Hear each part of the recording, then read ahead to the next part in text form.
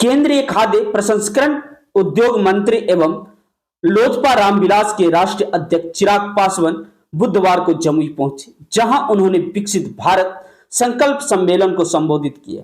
कार्यक्रम में बिहार सरकार के खेल मंत्री श्रेयसी सिंह, पार्टी पदाधिकारी, कार्यकर्ता और बड़ी संख्या में समर्थक मौजूद रहे।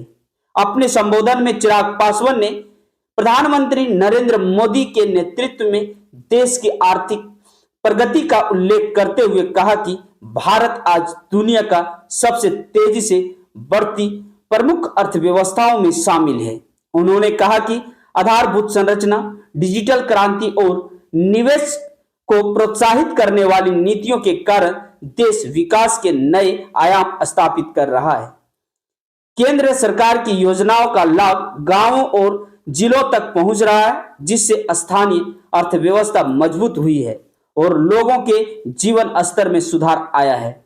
विपक्षी दलों पर हमला बोलते हुए चिराग पासवान ने कहा कि वे अपनी गलतियों से सीखने को तैयार नहीं हैं।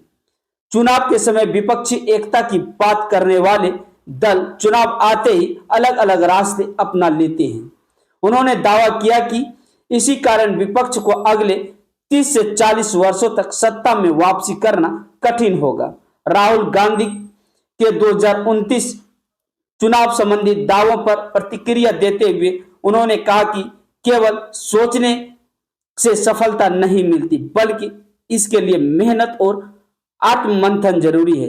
वहीं कट्टरपंथ से जुड़ी सवाल पर उन्होंने कहा कि किसी भी प्रकार की उग्र विचारधारा समाज में विभाजन पैदा करती है और वह किसी भी तरह के अलगाववाद का समर्थन नहीं करते। कार्यक्रम के अंत में कार्यकर्ताओं ने चिराग पासवान और श्रेयसी सिंह का गर्मजोशी से स्वागत एवं सम्मान किया। हासिल करने का काम किया। फ्रेजाइल 5 से फास्टेस्ट ग्रोइंग इकोनॉमी के तौर पर आज हम लोग रिकॉग्नाइज किए जाते हैं। हम लोग अंतरिक्ष से लेकर हम लोग सरहदों को, सीमाओं को कैसे सुरक्षित रखें। पहले डोजियर भेजकर हम लोग आतंकी हमलों का जवाब दिया करते थे, आज उनके घर पे जाकर उनको मुंह तोड़ जवाब देने का काम करते हैं। ये क्षमता सिर्फ प्रधानमंत्री जी में रही। गरीब कल्याण की योजनाओं का परिणाम है कि आज देश की एक बड़ी आबादी 25 करोड़ लोग गरीबी रेखा से बाहर निकले। कोविड के समय में दुनिया ने हमारे सामर्थ्य को समझा, पहचाना। दुनिया ने हमारी ताकत को देखा कि किस तरीके से एक देश दुनिया को वैक्सीन सप्लाई कर रहा है, जिसको आज तक स्नेक चार्मर्स और पता नहीं क्या क्या कहकर झाड़ फूक करने वाला देश आज वो दुनिया को स्वस्थ करने का कार्य कर रहा है। ये तमाम फैसले जो प्रधानमंत्री जी के नेतृत्व में लिए गए, ना सिर्फ राष्ट्रीय स्तर पर हमारा देश आर्थिक तौर पर और ज़्यादा सशक्त सामर्थ्य हुआ, बल्कि अंतर्राष्ट्रीय स्तर पर भी हमारे देश की पहचान बनी है। पर मैं मानता हूँ, प्रधानमंत्री जी मानते हैं कि ये शुरुआत, कई रिफॉर्म्स हमने किए जिन्होंने पिछली परिस्थितियों को हटाकर मौजूदा परिस्थिति के अनुकूल अपने आप को बहुत बेहतर साबित करने का कार्य किया, जिसके माध्यम से ईज ऑफ लिविंग, नागरिकों को जीने में सहज हो, सुविधाएं मिले, उस सोच के साथ हम लोग आगे बढ़े। तो वहीं 2047 में देश विकसित भारत कैसे बने, अब उस लक्ष्य के साथ हम लोग आगे बढ़ रहे हैं। अब हम लोग के मापदंड पिछले 10 साल में क्या हुआ या 15 साल पहले क्या था, मापदंड ये नहीं है। अब मापदंड ये है कि अगले 10 साल में हमें कहाँ पहुँचना है, अगले 20 साल में हमें किन चुनौतियों को पार कर कर अपने आप को विकसित बनाना है। नए मापदंड, नए सोच के साथ हम लोग प्रधानमंत्री जी के नेतृत्व में आगे बढ़ रहे हैं। जनता के बीच जनता को ये जानकारी देने की सोच इसी आधार पर है कि जनता को ना सिर्फ पिछले 12 सालों की जानकारी हो, बल्कि आने वाले 21 सालों में विकसित भारत कैसे बनेगा उसकी जानकारी भी साझा की जाए। प्रभु मानिए ना, आपको अपने मन में मानने में क्या जाता है।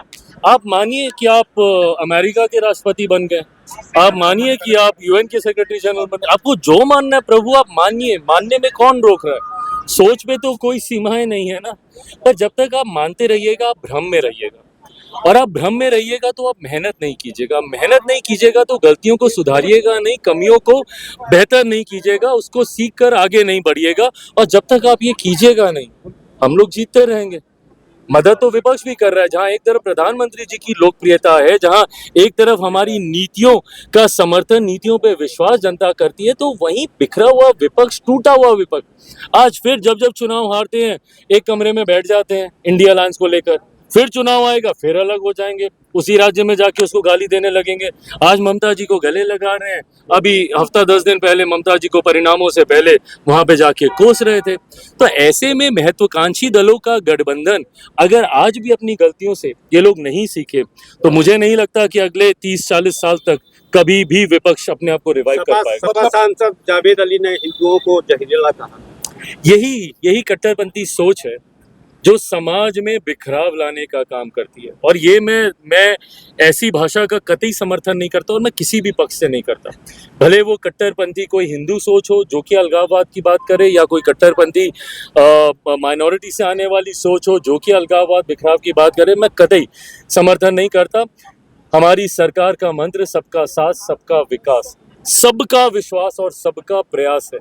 और जब तक ये सबका नहीं होगा, सबका समावेश नहीं होगा, विकसित भारत के लक्ष्य को हम लोग समावेश की सोच के साथ ही हासिल कर सकते हैं। छत्तीसगढ़ सरकार ने गायत्री मंत्र सभी सरकारी स्कूलों में गायत्री मंत्र और हिंदू प्रार्थना पढ़ने को किया है। ठीक है, ये अब सरकार की अपनी अपनी सोच है, पर उससे ज्यादा मेरा विश्वास शिक्षा प्रणाली को कैसे बेहतर करें, गांव-गांव, घर-घर, गरीब-गरीब तक कैसे सही शिक्षा, बेहतर क्वालिटी ऑफ एजुकेशन को कैसे हम लोग लेकर जाए, मेरी प्राथमिकता ये है। कहाँ पे हम लोग किस मंत्र को अनिवार्य कर रहे हैं, क्या चीज को अनिवार्य कर रहे हैं, नहीं कर रहे हैं, उस पर मेरा ध्यान केंद्रित नहीं है। उस प्रणाली को हम लोग कैसे बेहतर करें, मेरा ध्यान उस दिशा में। 2027 यूपी लड़ेंगे आप? 2027 में उत्तर प्रदेश लड़ने की सोच लोक जनशक्ति पार्टी रामविलास की है।